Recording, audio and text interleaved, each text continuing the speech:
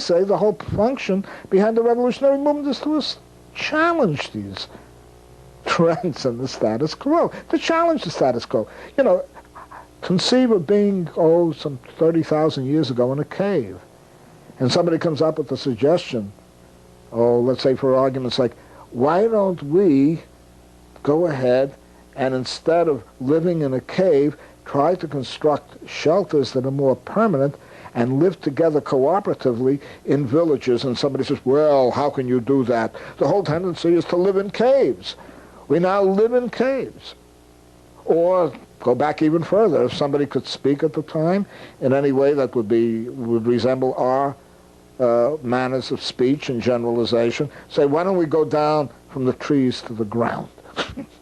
And somebody says, how can you do that? We've been in trees for X numbers of centuries, millennia, whatever you like. It's high time that we started developing a more critical attitude toward the status quo and not assume that because things are the way they are, this is the way they must always be and that we can't change them. I believe that once we fall into that mold of adaptation to the existing system, we run a greater possibility of facing, in the end, an almost apocalyptic breakdown in society and in society's relationship with the natural world than we would if we seriously tried to take a critical attitude and recognize the enormous possibilities that exist today for changing the world. People might agree that a more cooperative and concerned society is a great idea, but they will say, give me an example of when it worked. Thousands of examples, not one example. At least internally, among many so-called primitive peoples, people lived in cooperative societies, even communistic societies, if I may use that expression, with a small c, for thousands of years, far longer than they've lived under capitalism. Cooperative societies have been formed over and over again in various utopian experiments, many of which did work, in point of fact. And during the Spanish Civil War, during the Spanish Revolution, despite the enormous demands that were made on the so-called Republican side against Franco, a war that lasted, as many people may know, nearly 3 years, collectives were formed everywhere by the Spanish anarchists in particular. They were industrial collectives in a comparatively large city like Barcelona, which had, at least I think, in the neighborhood of about 1.5 to 2 million people. It had a suburb. It had subways. It had everything that you can think of, large electric plants, trolleys, buses, whatever you associate with a large city. And yet the workers, through their anarcho-syndicalist trade union confederation, linked up worker management factories, working collectively and working cooperatively. And certainly in the countryside, more so than even in the cities. In Aragon, for example, where the anarcho-syndicalists or anarchists had a very powerful influence, almost model cooperatives were established, based not on coercion, but based on cooperation, pooling resources and working the land collectively, and even trying to distribute according to need rather than the amount of work that was put in the operation of factories.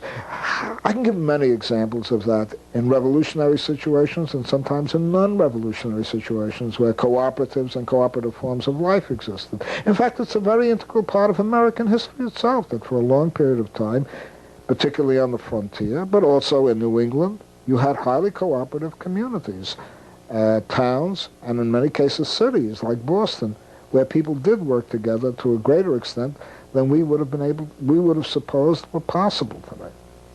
So I have no problem of showing examples. They're not models. There's no such thing as a model. You know, the ultimate. I don't know what the ultimate would be, but I have many examples in history, or cite many examples in history where people worked with incredible solidarity and cooperation with each other.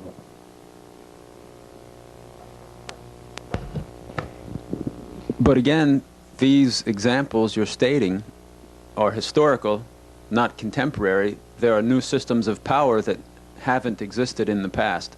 Getting back again to multinational corporations. Again, getting back again to the very important question of why do we keep adapting to the status quo? Why do we always assume that the year 1993, which is the year in which this discussion is taking place, is the only, the social structure in the year 1993 is the only kind of social structure that can exist? Let's go back into the trees again. Let's go back into caves again. By the way, there are people who practically suggest as much.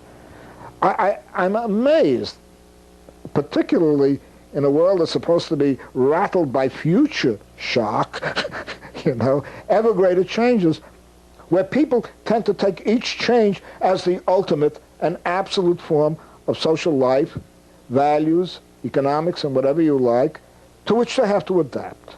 I get this repeatedly, by the way, from people like people who are work with so-called socialists like James O'Connor of Capitalism, what's the name of the Socialism, Capitalism, and Ecology, or Ecology, Capitalism, and Socialism, who keep saying, we have multinational corporations, we now depend upon worldwide resources, well, how can we unravel this?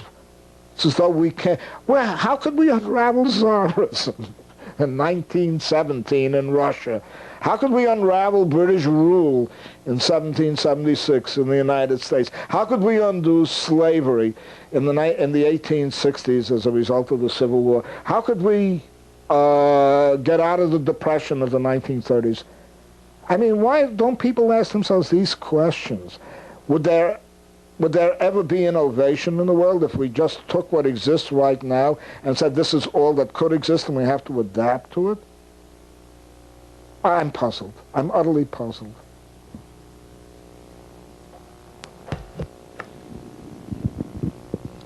Say we've developed the anarchist society. Anarcho-communist society. I'm just not an anarchist. Okay, anarcho-communist society. I don't know what the word anarchist means to many people. Someone wants to devote their entire being to playing the piano. Someone wants to devote their entire life to writing poetry. Who's going to take out the garbage? The joke of the matter is that if one wanted to take such extreme examples of non-cooperation and sheer egotism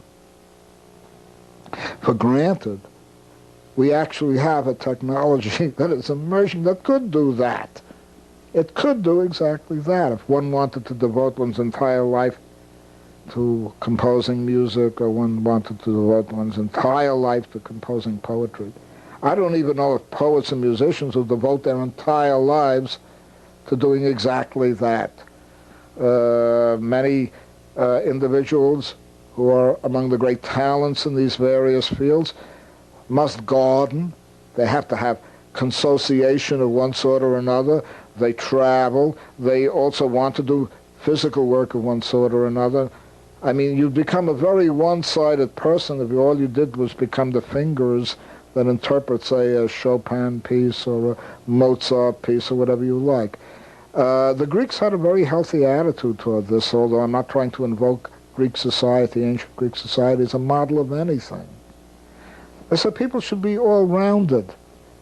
I mean, to become nothing but a player of the lyre, which was the instrument of choice in ancient Greek, or to become nothing more than a farmer, or to become nothing more than a merchant, distorts your personality. You aren't even likely to become a great pianist if you don't have a wider range of experience on which to draw in order to interpret music as a pianist, or to write music as a composer.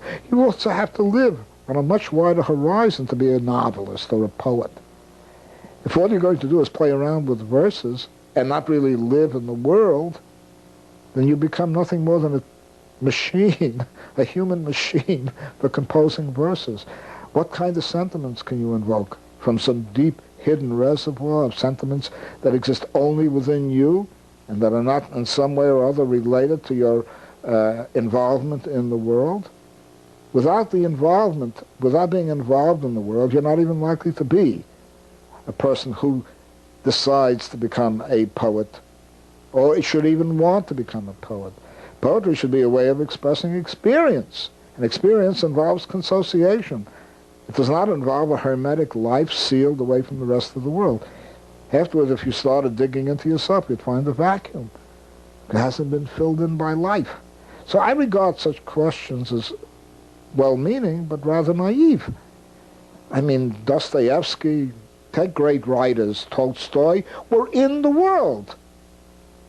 And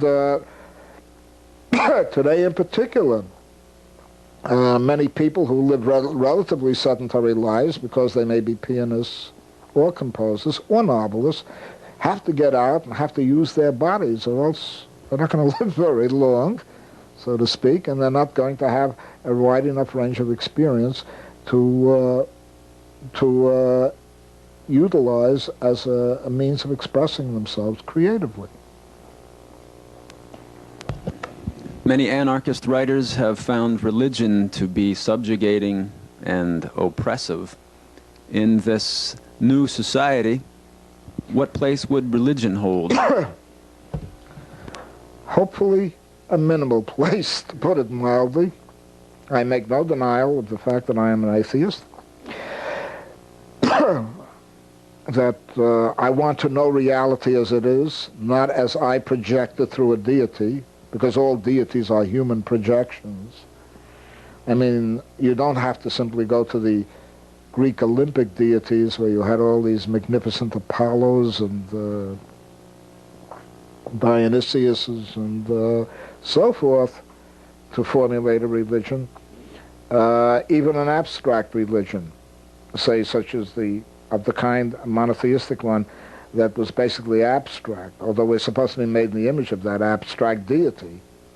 But, you know, he who is nameless, you know, I am that I am, to quote from the Hebrew scriptures, are really projections of human beings.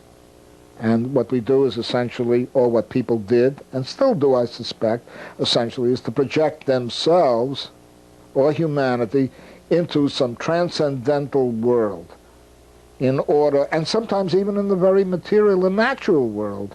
Disney is a master of making Bambi speak and suffer or endure all kinds of human emotions that it is very unlikely a deer ever felt, you know, which is not to say that they don't have some kind of emotional life, but it's much simpler than ours. But this Disneyland world, you know what I mean, where they even project themselves into animals, is all mystification. And it's self-mystification. Self in the sense that human beings are doing the talking as gods, or as animals that can communicate with us, or as bear spirits, or buffaloes, bison spirits, and whatever you like. So I regard this as a form not only of mystification of reality, that is to say, taking nature, as it were, the natural world, and obscuring it, very anthropomorphically, you see. When a bison or a Bambi can talk back and use human concepts and values even, then obviously what we're doing is projecting human values and human beings into animal forms. At that point, we not only mystify reality, but we mystify ourselves. We create ourselves, recreate ourselves, and mutate ourselves anthropomorphically into either heavenly transcendental deities, some of whom are totally abstract, be it an Allah or a Yahweh, or in very human form, be it a Zeus, you know what I mean, or whatever you like, a Hercules, and so on and so forth. To me, the most, if I want to use the word enchanting, fact of life today, aside from human self-development and human interaction and the poetry of human existence, itself a wonder or a potential wonder,